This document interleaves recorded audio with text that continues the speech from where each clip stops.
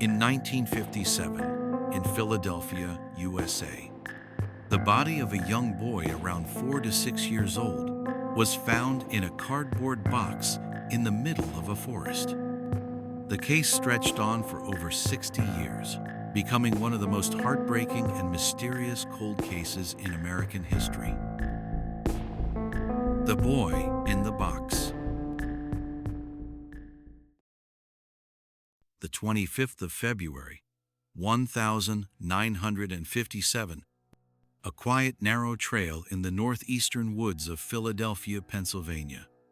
The February air clung cold to the twisted branches. A man out checking his illegal muskrat trap stepped carefully through the brush. But then, he stopped. In the middle of a flattened patch of grass was a large cardboard box, lying slightly tilted. Stamped on the outside, "Handle with care, fragile, bassinet." A box for a baby cradle. He opened the flaps. Inside was the body of a little boy, no more than 4 to 6 years old. Dark blonde hair, thin, pale, eyes closed, wrapped loosely in a small, torn blanket. No clothes, no identification, no belongings. His face was bruised. His head showed signs of blunt force trauma, likely beaten before death. His fingernails were neatly trimmed. His forehead and chin had uneven patches of shaved hair, as if someone had hurriedly tried to remove traces in a panic. He had no name. No one reported him missing. No one stepped forward to claim him. He was a ghost that no one had ever welcomed. When Philadelphia police took the body in, they had no idea they were opening a case that would last more than 60 years. The Philadelphia Inquirer called it the saddest mystery in America. Thousands of posters were printed across the state with one desperate plea: "Do you know this boy?" Police even released reconstructed photos of the corpse, a rare and haunting move, hoping someone, somewhere, would recognize him. But no one came. No crying mother. No distant grandparents. Not a single voice. Not a single name. The boy had died, as if he had never truly lived. The box had once held a bassinet sold by J.C. Penney. Police tracked it back to a store. They found the records, but it had been purchased with cash. No receipt, no name. Darkness swallowed the trail once again. They searched the area, found footprints, signs of a drag trail, and possible tire marks. But snow and rain had erased nearly everything. The boy was buried in Potter's Field Cemetery. His tombstone read, "Heavenly Father, bless this unknown boy." From that moment on, the search for the truth began. A case with no family, no leads, no name. Only one fact remained. Someone killed him. Someone tried to hide him. And someone wanted him to be forgotten. In early 1957, the discovery of the boy's body in a cardboard box didn't just shock Philadelphia. It made the entire nation pause. A child found dead. No name, no parents, no one looking. And the most chilling part? No one had ever even heard of him. A case unlike anything in American police history. Lieutenant David H. Roberts, lead investigator, called it the strangest case of his entire career. Police reconstructed the scene, deployed horses and search dogs to comb the woods. They turned over every inch of soil near the box. Aside from a few strands of hair and faint tire tracks, there was nothing that led them closer to the killer. The boy's body was taken to the Philadelphia coroner's office. The autopsy revealed estimated age 4 to 6 years old. Weight only 30 pounds, severely undernourished. Multiple bruises and old scars. No signs of sexual abuse. Time of death 3 to 5 days before discovery. But there was something strange. His skin was clean, his fingernails trimmed. His hair had been shaved in a hurry, uneven patches across the scalp, as if someone had once cared for him, only to erase him like an object suddenly deemed worthless. The first clues. 1. The box. It originally held a baby bassinet sold by JCPenney. 12 boxes of the same kind were sold in the area, all paid for in cash. No receipts, no names, no customer records. 2. The blanket. Made of flannel, common for the time, but the color, a distinct blue-gray. Police couldn't trace it to any specific manufacturer. 3. The sketch.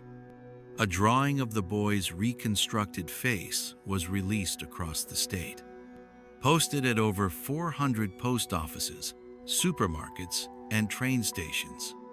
But no one recognized him. No one called. No one came. 4. Missing children reports. Every file nationwide was reviewed. No match. No trace. Early theories.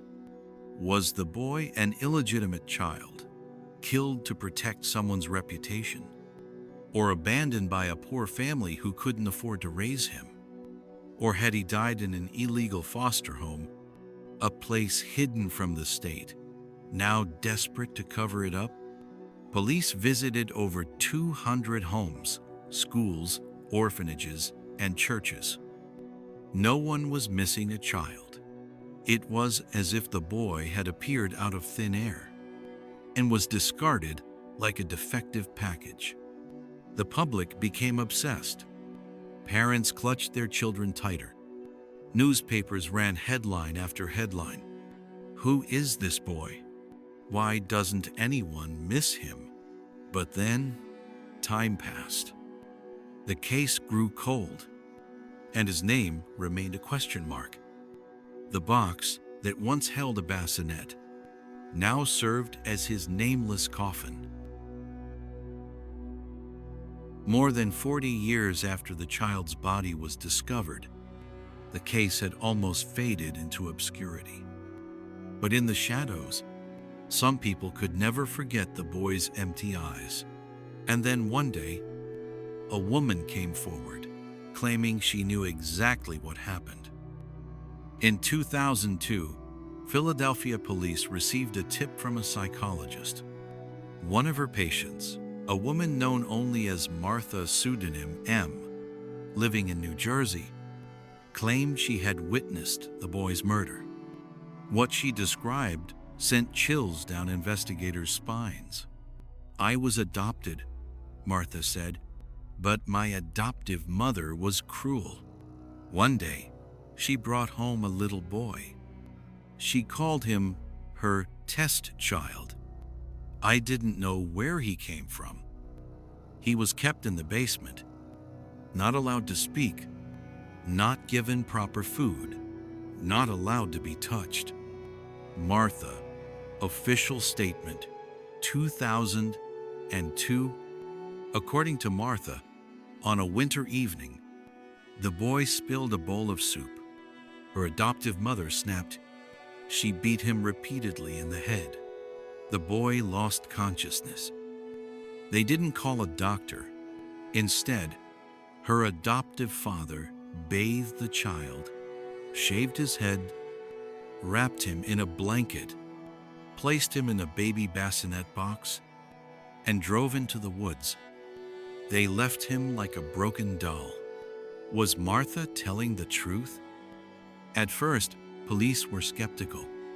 But then, things got strange. Martha described the flannel blanket used to wrap the boy accurately. She knew details about the box and forest location, facts never made public. Her childhood home was near the area where the body was found. A former neighbor even recalled, "That family had a strange little boy for a few months. Then one day, he was just gone." So, why was no one arrested? There was no physical evidence. The adoptive parents were never identified. The mother had already passed away. The father's name couldn't be confirmed. Worse still, Martha had a history of mental illness, including hallucinations and delusions. Police couldn't prosecute. Once again, the case slipped back into silence. Other theories. Was the boy a victim of an illegal foster home, where unwanted children were beaten or killed? Was he trafficked, then placed in a family that had no legal record of him? Or was he used as some sort of emotional experiment, loved briefly, then discarded when things went wrong? All of these theories felt plausible, but none had enough evidence to prove anything. Even by the early 2000s, his gravestone still bore the heartbreaking title, America's Unknown Child. No father, no mother, no identity, no name. Yet for those who never gave up on the case, one belief still burned like a quiet flame. One day, we'll know who he was, and maybe who took him away. Time is the enemy of every unsolved case. But sometimes time and the progress of science brings answers no one dared hope for. The boy in the box finally had a name. In 2019, the Philadelphia Police Department, with help from genetic analysts and the team at Identifinders International, reopened the case using modern technology, DNA profiling, and genetic genealogy. They exhumed the boy's remains. With extraordinary precision, they extracted both mitochondrial and nuclear DNA, then ran comparisons through a nationwide genealogical database. It took more than 3 years of filtering, cross-matching, and poring over civil records. And finally, in 2022, they found him, a distant relative still alive in the United States. Piece by piece, they reconstructed the family tree. And for the first time in 65 years, they gave the boy his name. His name was Joseph Augustus Zarelli, born the 13th of January, 1953 in Philadelphia. And the most devastating truth? Both his mother and father were still alive for years after his death, yet neither ever reported him missing. What really happened? Police have not revealed the identities of Joseph's biological parents out of respect for surviving family members and because the case is still open. But according to investigators, Joseph may have been placed in the care of relatives or foster guardians. He spent his early years in poverty and abuse. And then, one day, whether by accident or by intent, he died in that home, fearing scandal, fearing consequences. They wrapped him in a blanket, placed him in a bassinet box, and left him in the woods. His death was covered up by the very people who were supposed to protect and love him. On the 8th of December, 2022, police publicly announced his name. At a press conference, Police Commissioner Danielle Outlaw said, "After 65 years, America's unknown child has a name. We may not know yet who killed him, but he is no longer a stranger." His old gravestone was replaced. Etched into the new marker, Joseph Augustus Zarelli, 1953, 1957, Finally, you are known. Finally, you are loved. For over half a century, he was the child no one claimed. But now, all of America knows his name. He has been remembered on television, in newspapers, podcasts, spoken of with reverence. A soul pulled gently back from the edge of oblivion. But the final question remains unanswered. Who killed Joseph Augustus Zarelli? And why did no one speak up for 65 years? After 65 years, the boy no one claimed finally had a name. Joseph Augustus Zarelli. A name is more than letters carved into stone.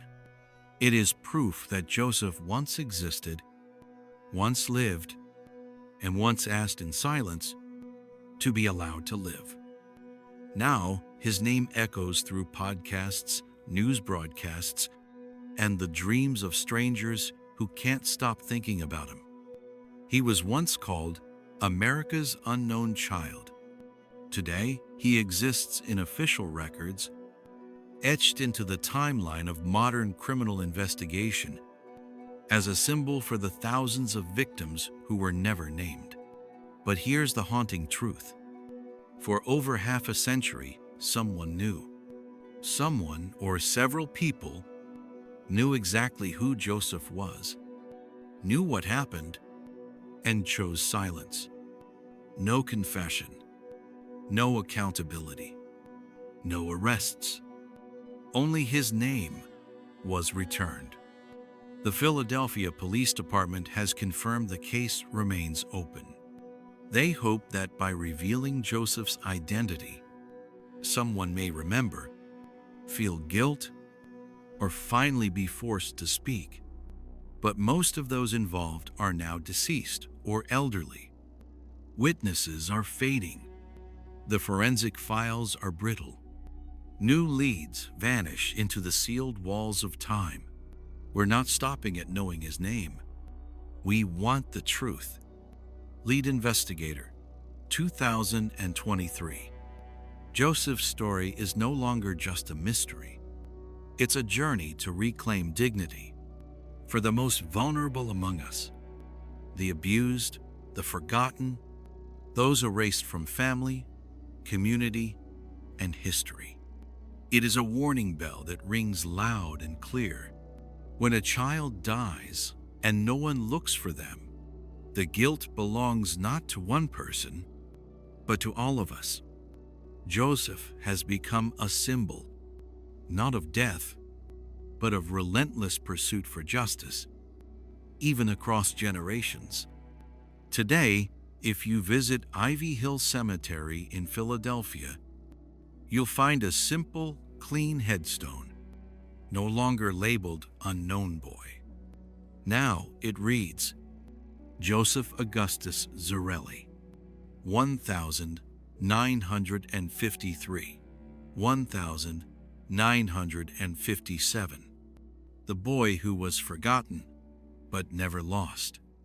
His name has been called, but justice remains silent.